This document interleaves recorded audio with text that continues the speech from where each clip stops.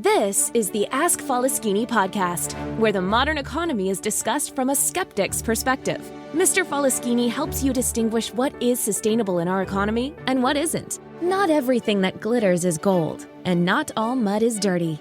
The podcaster Mr. Faleskini provides no-nonsense advice. He had it all, lost it all, went bankrupt multiple times, and is now attempting to come back from zero with sustainable growth. There are numerous coaches and preachers on the internet that preach about positive thinking and how life is all roses if you just care to see it that way. Well, Mr. Faleskini is definitely not one of them.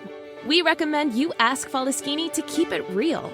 He discusses the darker side of the current economic reality, the side that's more important for your personal and business finance. His first intention is to help you keep what you already have.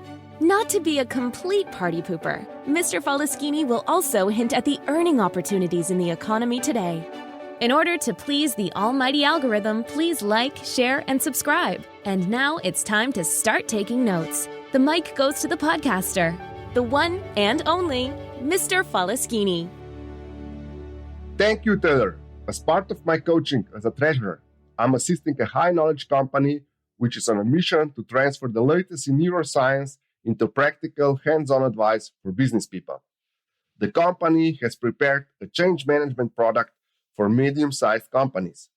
And what I found out on the project is that the most people and companies that need change, they need it because they lost their game. That was the reason I've dedicated this bonus episode to the question, how important is the game for business people? Let me start with the theory. The dictionary defines a game as an activity that one engages in for amusement or fun. As children, we start exploring the world by playing. We also learn our first skills in the games that we play. Then, when we grow a bit older, most of us start associating the game with sports. There is even a game theory popular with consulting firms. So let me start with the game theory and definitions that I've Googled. Game theory is the study of the ways in which interacting choices of economic agents produce outcomes with respect to the preferences or utilities of those agents, where the outcomes in question might have been intended by none of the agents. How game theory is relevant in economics and business. Economics often use game theory to understand oligopoly firm behavior. It helps to predict likely outcomes when firms engage in certain behaviors, such as price fixing and collusion. What is the game theory and why is it used in the strategic management of firms? Game theory is a powerful framework that enables managers to analyze systematically the ties among interactions between actors in a market and to develop appropriate competitive strategies. My opinion is that the game theory is overrated. I do believe that it might be potentially useful, but for most people, it's too complicated. I explain businesses in much simplified way. It's really simple.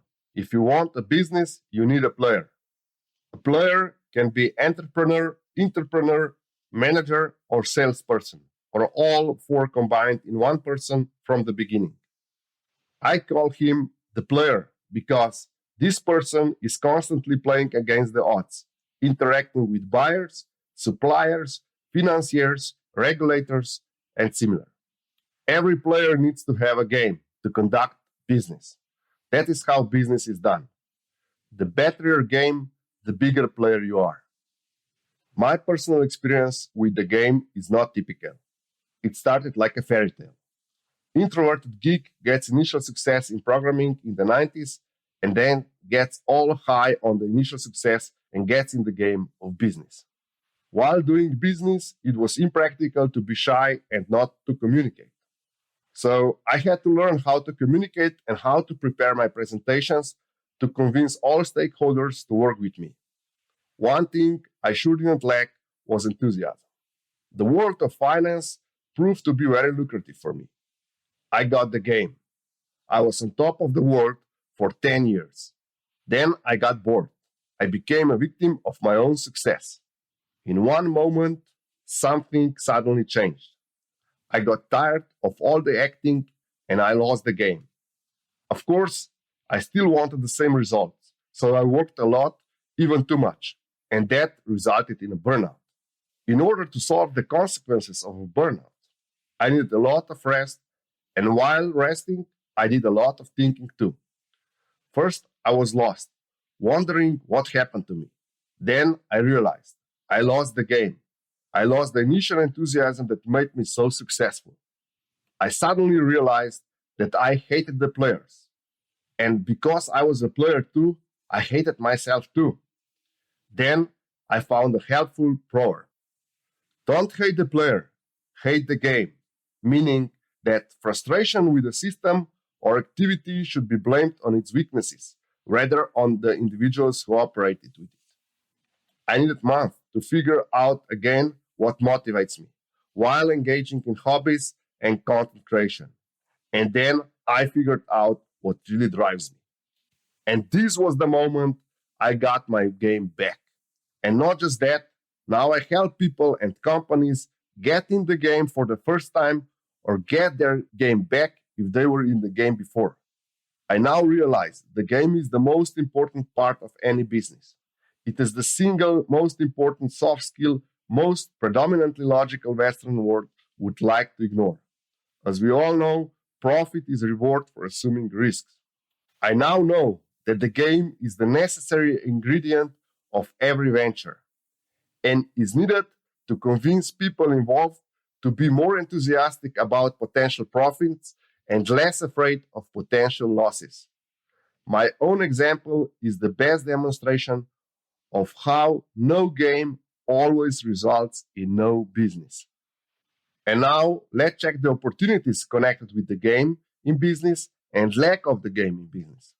For business people, you have to ask yourself, do you have fun?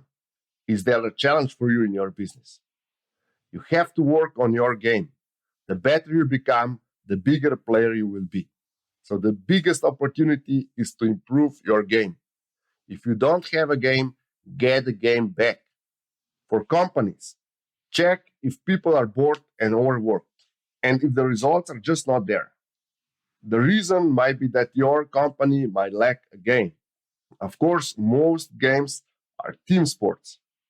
Think in terms how your CEO could start playing the game and get all employees involved in the game. So it needs to be challenging for them and also need to have a reward that is worth playing for. For consultants, the most important is, and the biggest opportunity, of course, is that you help people and businesses identify if they have a game. If they have a game, help them improve their game. If they don't have a game, teach them how to develop their game, how to get back in the game, and how to be the best in the game. Let me conclude this bonus episode by pointing out the obvious. We were taught in school that business is all about being objective and logical. We often hear life is not a game. School system teaches us the necessary agreements are reached most efficiently by convincing everyone involved with a logical and factual presentation that clearly indicates what is best for everyone. But the fact is that people with the game utilize their carefully built reputation while simultaneously using their persuasion skills and steering emotions to convince other people to do or purchase something despite of the risk involved. The answer to the question from the title, how important is the game for business people, is the game is the single most important soft skill in today's world of business. And back to Taylor. Thank you, Mr. Faleskini, for this outstanding podcast. And thank you for listening to the Ask Faleskini podcast until the end. Mr. Faleskini would love to hear your feedback in the comments. And don't forget, if you want to know, ask Faleskini or listen to the Ask Faleskini podcast. In order to please the almighty algorithm, please don't forget to like, share, and subscribe.